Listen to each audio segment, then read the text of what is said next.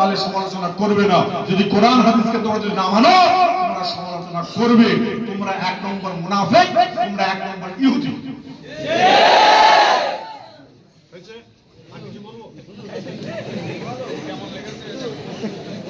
দাঁড়ান, আমি হুজুরের মাথায় পানিটা পড়িয়ে দিব।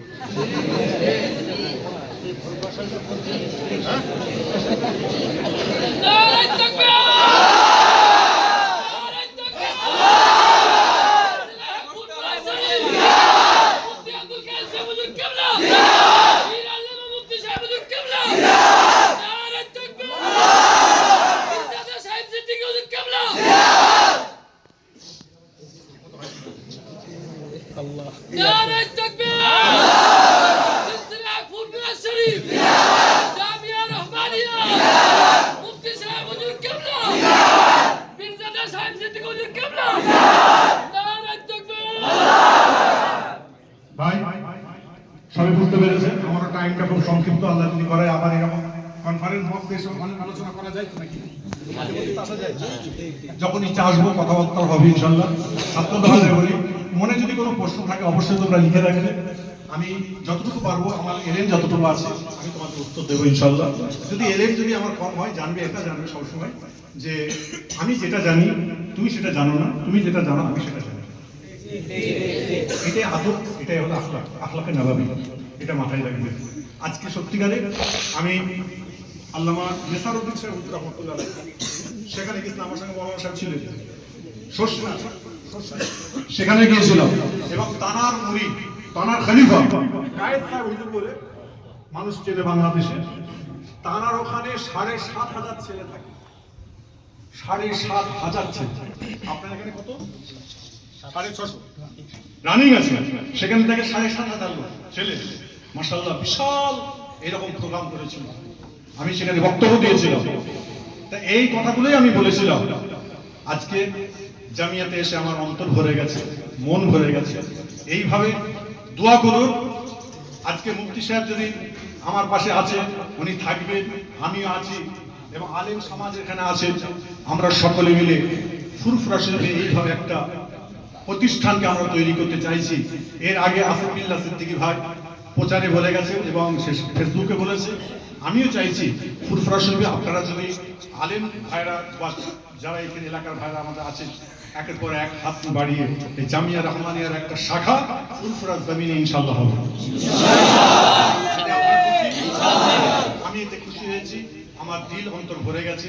আমার বলার মতো আর কোনো মানে আফলুত নেই। আমি খুব ভালো লেগেছে। যখন কোনো ব্যক্তি কোনো জিনিস ভালো লেগে যায় তখনই চোখে পানি চলে আসে।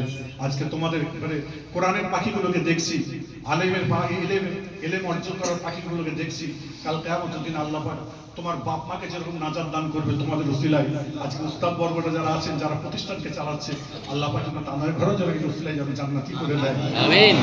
বড় উদ্দেশ্য, বড় মনের আশা আল্লাহ যেন কবুল করে। আল্লাহ পাকের দরবারে আর কিছু চাইবার নাই।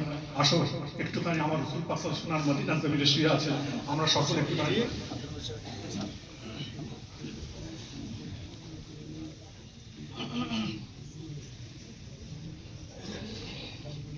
দাড়ি পেকে গেছে বলে পীর বলে গেছে, কেউ যদি এটা যদি সমালোচনা করে ভুল করছে। আমাদের একটা জিনিস করলে হয় না, কোন সমালোচনার দিকে না তাকালে কেমন? আপনারা কি বলেন? আমরা কোন কমেন্টের দিকে তাকাবো না, আমরা আগিয়ে যাব। আমি হুজুরকে আমি বলেছি, পিছনের কথা আমরা সব ভুলে গেছি। বিশ্বাস করুন, আমাদের পিছনের কথা আমরা সব ভুলে গেছি। আমার নিজের কথা বলছি, আমি চাইছি সামনের দিকে যতটা নজর যাবে সেই পর্যন্ত হাঁটবো, আবার ওখানে দাঁড়াবার ভয়ে আবার যখন যতটুকু দৃষ্টি যাবে সেই পর্যন্ত আবার হাঁটবো আমরা। এটা কি আপনারা সবাই রাজি আছেন তো? আর কিছু চাই না। কে সমালোচনা করলো, কে কি বললো, আল্লাহ আলম, আল্লাহ পাক বেশি জানেন আমাদের মনে কি আছে, তাই তো নাকি? মনের খবর আল্লাহ জানেন। হ্যাঁ, আল্লাহ যদি আমাদের মনের খবর জানে, বান্দা যতই আমাদের পা ধরে টানাটানি হিংসা যতই করো, আর আল্লাহ যদি কারো যে চুল ধরে তাহলে কিছু থাকবে নামাতে কেউ পারবে?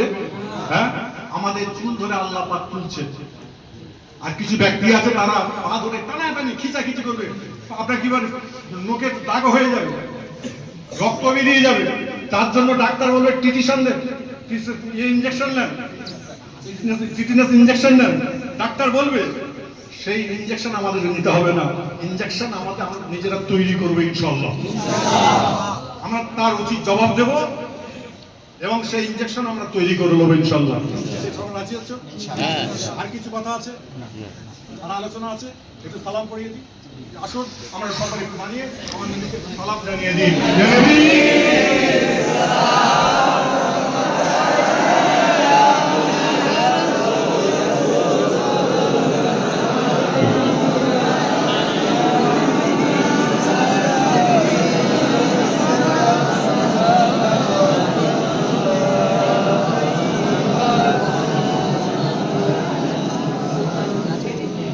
সকলে আমরা 2-3 বার আল্লাহ রাসূলকে একটু সালাম জানাবো। সালামটা জানাবে আমার সঙ্গে বাংলাদেশ যাবে জনাব হযরত মাওলানা গোলাম সাহেব সাহেব।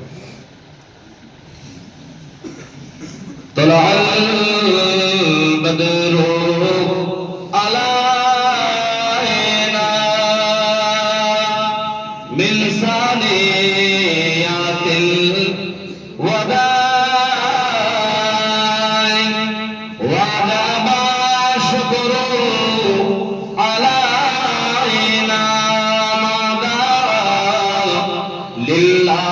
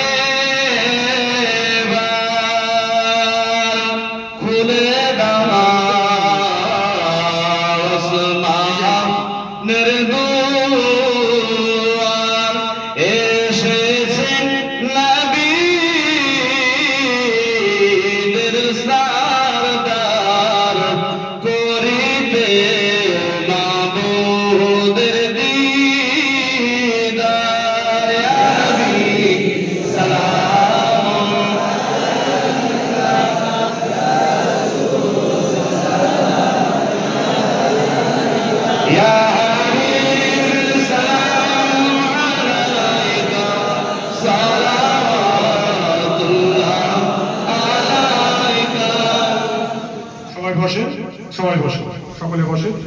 এখন আপনাদের কাছে আমাদের মুফতি সাহেব, আমার ভাইজান হুজুর, তিনি 2-4টে কথা বলবেন, তারপরে ইনশাআল্লাহ আমি দোয়া করে দেবো।